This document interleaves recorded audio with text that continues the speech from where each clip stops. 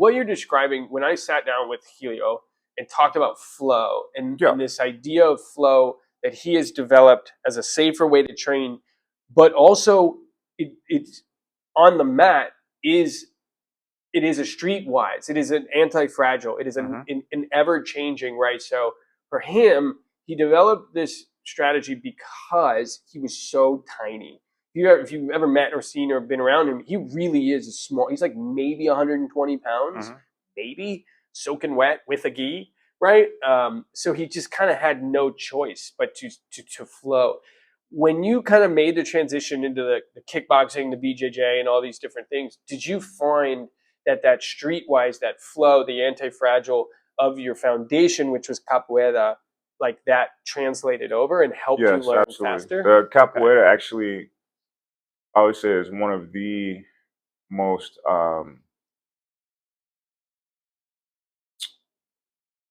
full body encompassing and full emotional, mental state, spiritual state, everything encompassing martial arts. And if you mix it with other styles, it only helps you. The same way that other styles help you with capoeira. Martial arts, like my old capoeira master used to say, martial arts really only has like a good 20 moves. Everything else is just a variation.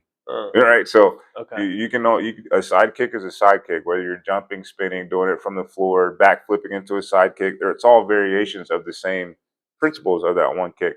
But in the sense of capoeira, like I have a lot of my fighters actually do it too, to work on their sense of timing, their rhythm, knowing their body, being able to use everything fluidity, like somebody playing piano or drums, like use all your body parts independently to where you can do stuff and accomplish the same task. And it just makes you more efficient. It makes you more effective. There's no amount. I just did it this morning. I did I did like 4 or 5 rounds of jiu-jitsu, 5 or 6 minutes, tired, a little bit. I did 1 round of capoeira with the other guys that were on the beach. I did it for 1.5 to 2 minutes, and I felt like I did 3 or 4 rounds of jiu-jitsu. Like I had to take a break. It's your full body. Somebody's moving at you, kicking at you. So it only helps the sense of timing, but also understanding the flow. And like you're talking about with the other guy, the flow for capoeira, a lot of people, that's why some people don't see it as an effective martial art, because they watch the flow videos. You watch the demonstrations. I just posted one on Instagram of a contest from last night where a lady dodged somebody's takedown, whipped up, kicked her in the head, pow, and that was it. And I was like, oh man, she's not going to be able to taste her food for like 2 weeks, So because people only see the demo part. But that flow and understanding is part of almost all martial arts. If you let it, it can be part of jiu-jitsu. It can be part of Tai Chi flow. All those styles, and I've practiced so many styles. I teach 4 at the moment. What are those? Right now, I teach jiu-jitsu or Brazilian jiu-jitsu, kickboxing, capoeira, and MMA, right? But I've trained in like 9 or 10 styles by this time. So all of them I'm different levels in, Western boxing, Sambo, all this kind of stuff, different levels. But I incorporate everything in there because once you start practicing, you realize that all the teachers have their principles, but most of them overlap. So there's stuff that, and I remember I used to have this in jiu-jitsu. I won some of those gold medals up there with a technique I used to call Kung Fu guard. And it was something I saw Kung Fu guys working on, and I never thought about it in my career. And I was like, well, let me try it in jiu-jitsu, and it worked. And then it kept working, and because nobody ever thought about it like that in jiu-jitsu class, it just kept working, and then it worked in tournaments. And I was like, well, look at that. And it just all overlaps. So that's why when you see people so proud of their style, and this is the best style, like for me, if I had 30 hours in a day, I would train at my gym, and then I would visit every style I could to glean a little bit more for a complete style. And it's the same thing guys did in the past. Like Miyamoto Musashi, he trained at all these different schools. He earned their diploma, and then he would go to the next school. Or they became legendary, and they were like, "Hey, come here to we will pay for your food and board for weeks on it." Like really crazy. Even the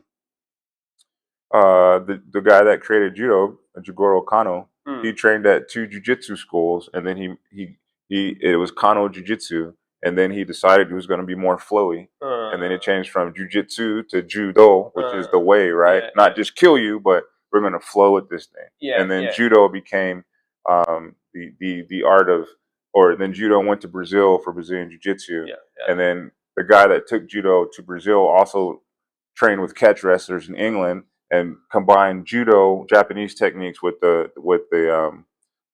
craziness that they were doing in England, which became American wrestling and American like pro wrestling and all that stuff. And then you got jiu-jitsu. So it's all there's nothing that's on its own like an island. Like if you open your mind and stop being so prideful and egotistical, you're gonna learn something from everybody. I could tell you I learned more from white belts and brand new people than I ever learned from higher belts. Because they have such a fresh eyes, they might not even realize. They're all over the place. So they have no rigid rules that they've set, but then they do something and you go, oh, whoa, wait a minute. Okay. And it's the same thing for me when I do matches or I do tournaments and I go against seasoned black belts in like jiu-jitsu.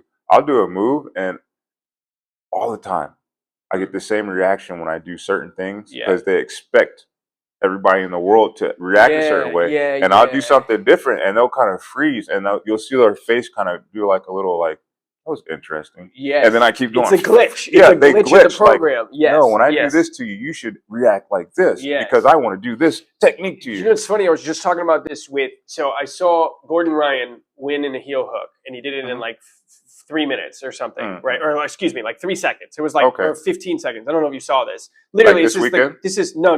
This is the last. Okay. This is like maybe I guess at this point a year ago, but I saw him win, and I was explaining this to Johanna because I saw this when I was wrestling as well. But you see it everywhere. They're both elite. This is the championship. They're both the best in the world, and they quite literally just proved it.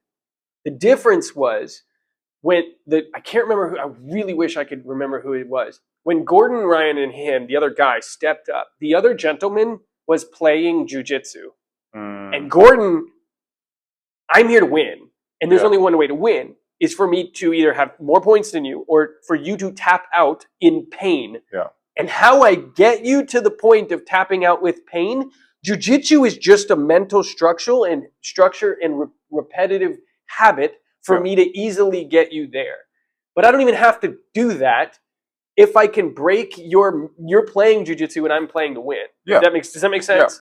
That's the difference. And that's because I was trying to explain this, by the way, to my wife. And it was hard to explain because I found the same thing in wrestling for me, because when people would you'd lock up and then they'd play wrestling. They'd be doing some classical and it's like they want to lock up and they want to, and it's like, why? All I got to do is put your shoulders to that pad and the ref would call me the winner. And it doesn't need to be waiting. So I would shoot. I would come out hard as possible. And I was talking about this with somebody who was going into a jiu-jitsu tournament who ended up getting second place. And I was telling them this is very key because there is a distinction here. And I'm going to tie this in, I promise. But it's not...